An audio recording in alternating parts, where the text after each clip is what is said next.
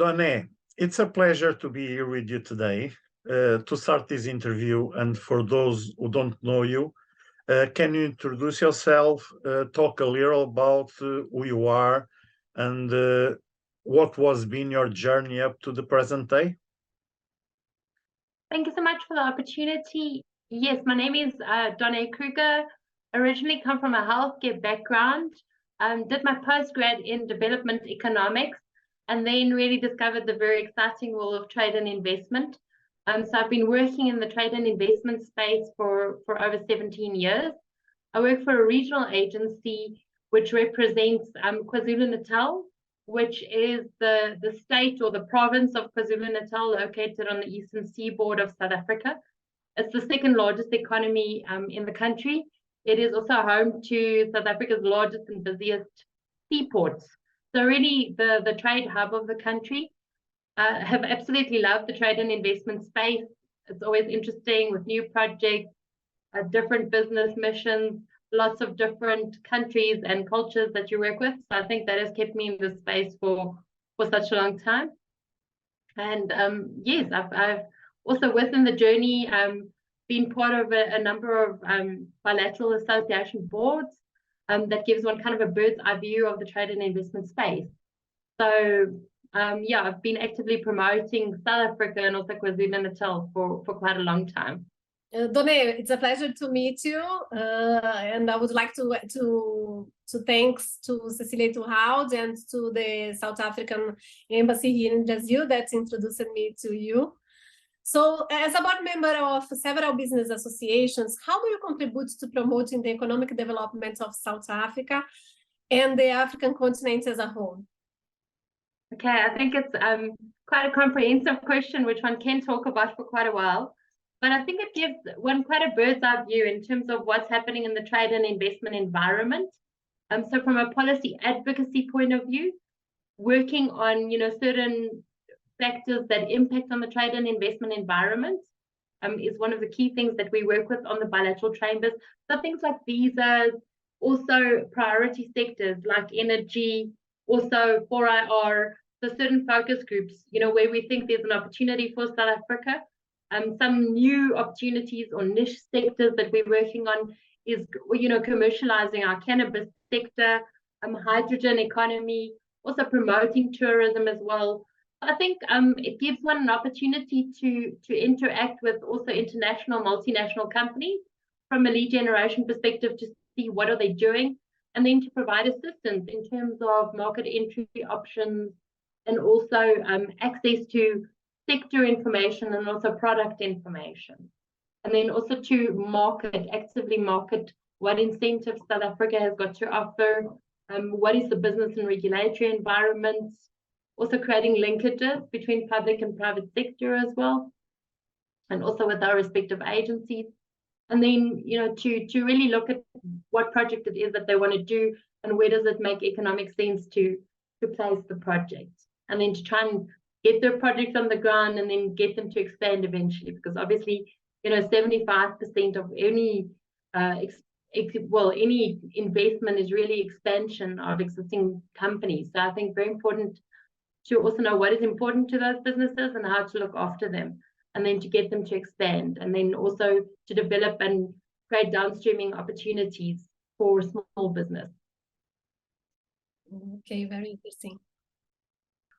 So, as someone with extensive experience in both trade and investment promotion and urban planning, how do you see these two areas intersecting and impacting economic development in South Africa and beyond? I think now more than ever, if you look at the kind of, impact investing has become incredibly important, and sustainability.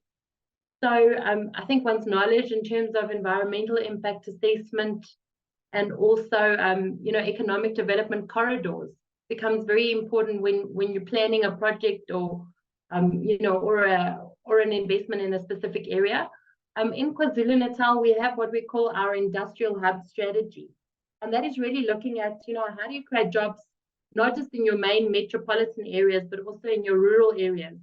KwaZulu-Natal is a vast district, got 14 districts that vary a lot in terms of its, economics and also availability to capital. I mean, we have large metros close to our big ports, but then we also have very rural areas. So how to develop that, I think, becomes very important.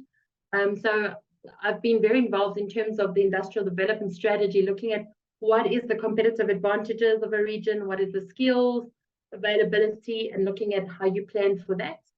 So I think one plays an important role. And then obviously when an investor comes in and they have to identify sites, I think that, that sometimes it sounds easy, but you never get the perfect site. But I think giving them an overview of at least 4 sites at a time that fits their criteria and the nature of their investment becomes important. For example, if you are doing biologicals production, it's got to be in a special economic zone. It's got to be close to a sea outlet as well.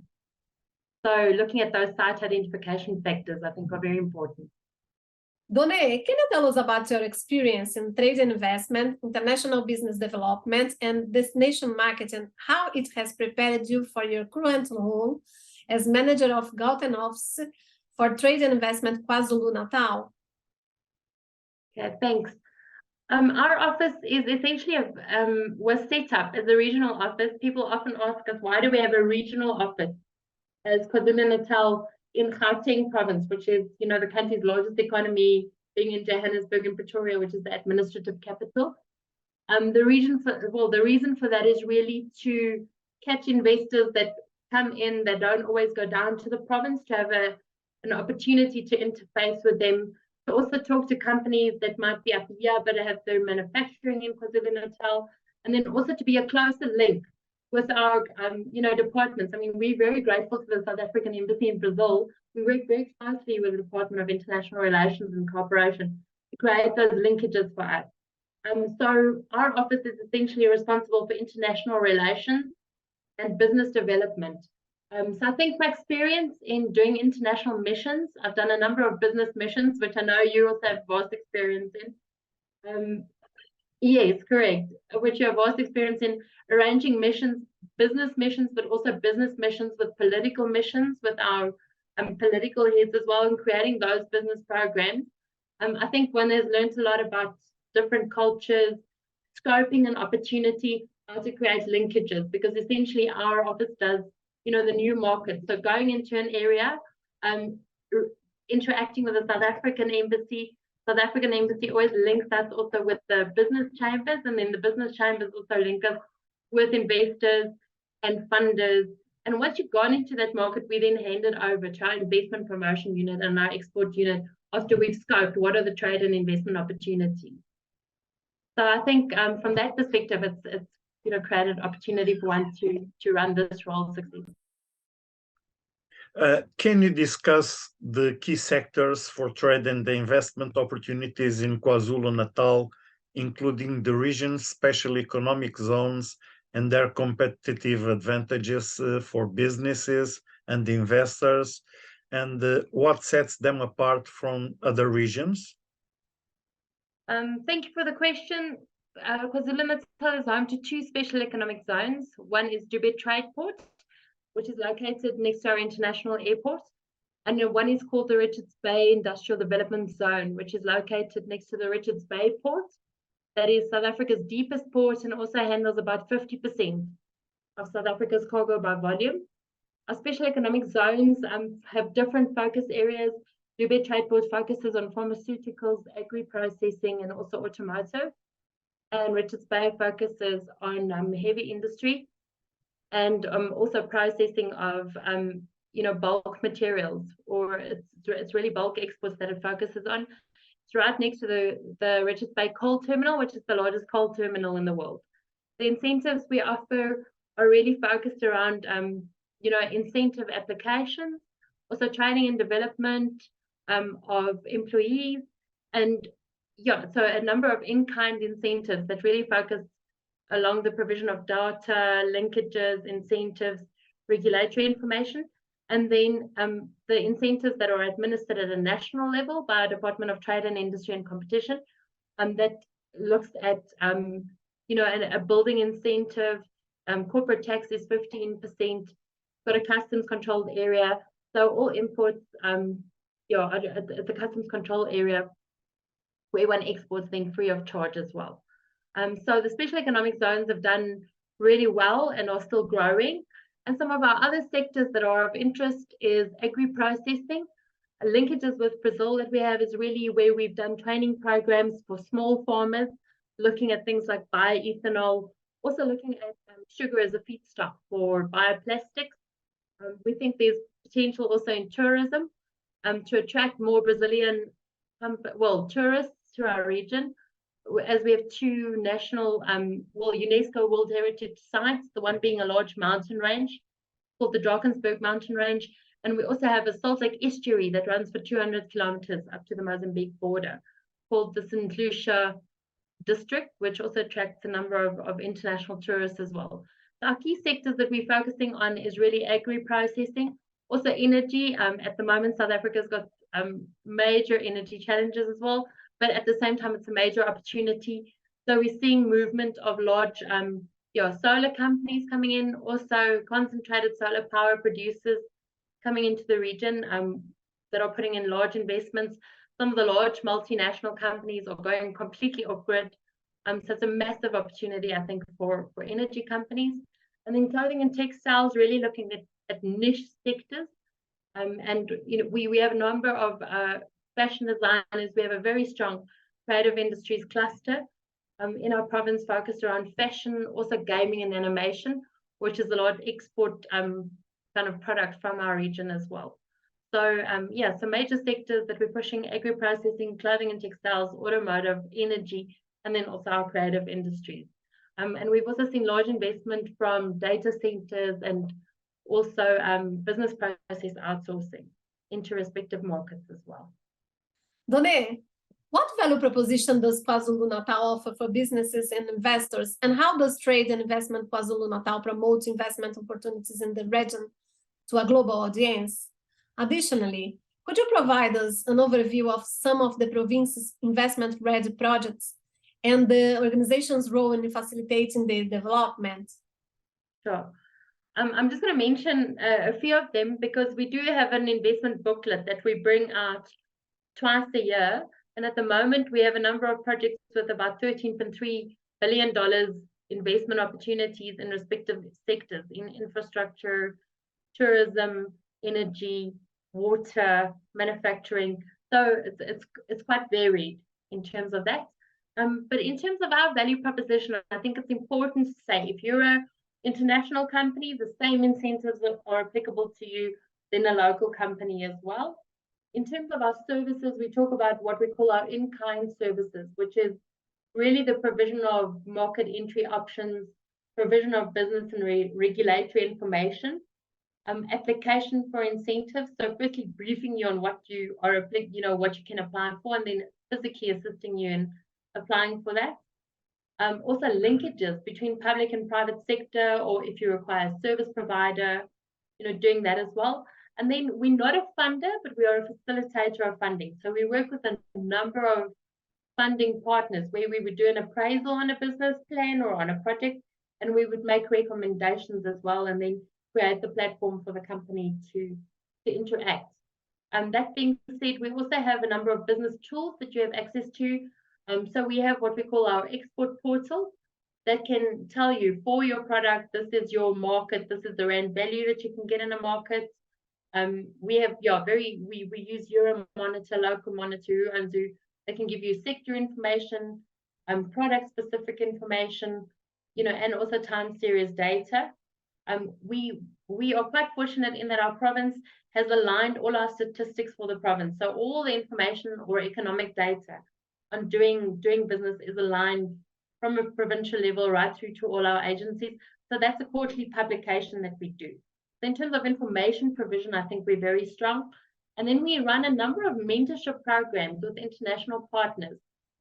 Things like we've run it for a few years, a program called the PUM program, or the Senior Expert in Service, where we bring retired professionals from respective markets, and then we pay the local component for our small and medium enterprises, which we identify for the mentors then to assist them, in scaling their business or identifying certain aspects that they need to grow their business as well.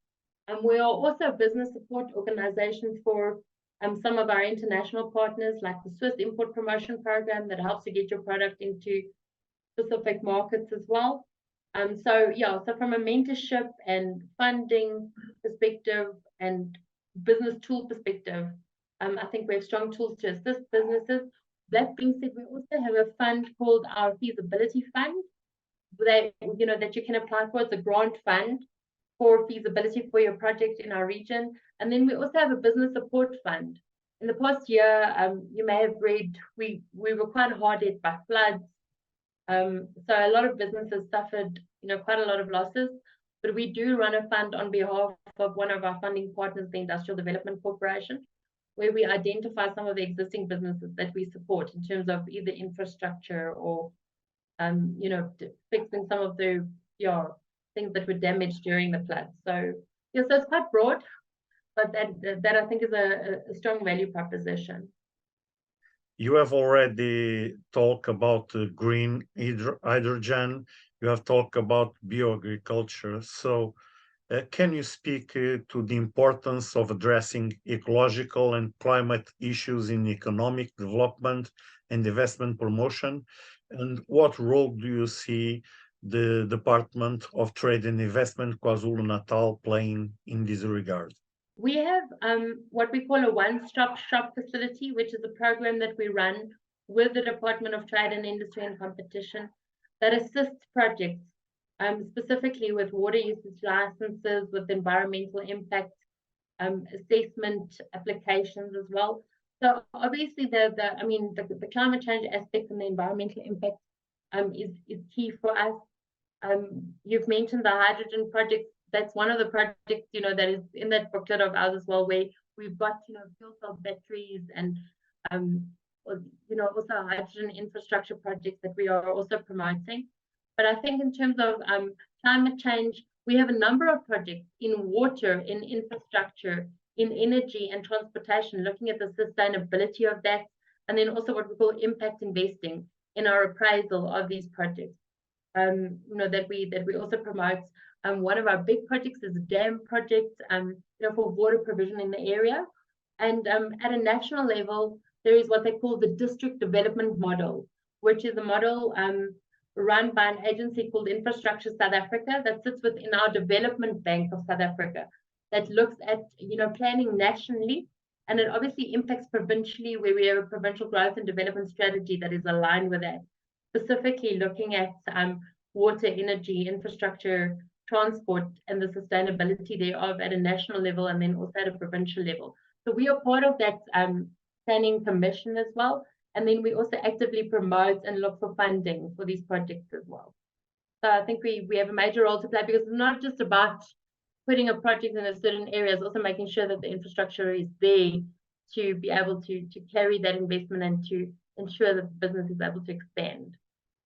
To conclude, I would like to make you one more question. Done, considering your vast experience on the African continent, what kind of actions do you think can be developed to promote greater exchange with the rest of the world?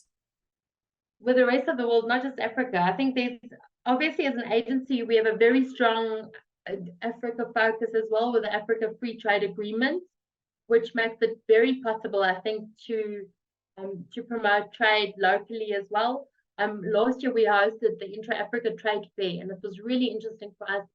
For the first time, we hosted delegations from Niger and Cote d'Ivoire, which was really interesting for us. We're doing a lot of work with Egypt as well on things like medical devices, or some of our big multinationals have got large expansion strategies into Africa, like Toyota, for setting up hubs with automotive component manufacturers. So we're working very closely with our multinationals and also planning their expansions into the region as well, because we also, when we promote, they don't just look at South Africa as a market, look at the entire SADC, and then look at the entire Africa as well with the Africa Free Trade Agreement. Obviously, there's a lot of infrastructure that also needs to be put in place, but there is a bold plan in terms of the Africa Free Trade Agreement to set up the infrastructure. South Africa has, through our development bank, partnered with also international groups like the European Union on there's an infrastructure plan for Africa as well, and so that we've also put in grants and they've also put in grants for the development of that. I think though, in terms of Africa, in terms of business information, it's very important for us to participate in forums like this, because for many people, South Africa is quite far away. So I think it's a big public relations exercise, and it's also about getting to know. I mean, if you're doing business with a company in Brazil, also linking them with the African trade offices and the African development banks. We've got a memorandum of understanding, for example, the Afrexim Bank, which is a large development bank that hosts this Inter-Africa Trade Fair every year, to look at some of our strategic projects, but also then to promote what funding is available, from an export finance perspective or from an investment perspective as well. So I think there's big requirements to create linkages with our funding partners in Africa, also with our business partners. We work a lot with our commercial banks that are already operating in certain areas. We have a number of retailers that have done really, really well in Africa, for example, like ShopRite or Spar or Mr. Price or Nando's, that know the market. It's a very young population, so it's and there's a fast growing middle class. I mean, if you go and look at areas like Kigali, in Rwanda did their deal with Korea, so they've got incredibly fast 5G, and their top 100 companies are all technology companies. So I think there's a big opportunity for Africa to also springboard in terms of some of the technological businesses that are already existing, and creating those linkages to grow the economy. So I think the services sector is a big opportunity as well in terms of technology and innovation. But I think it's participating in the international forums, getting journalists to do media tours as well into our region is something that we do with Brand South Africa.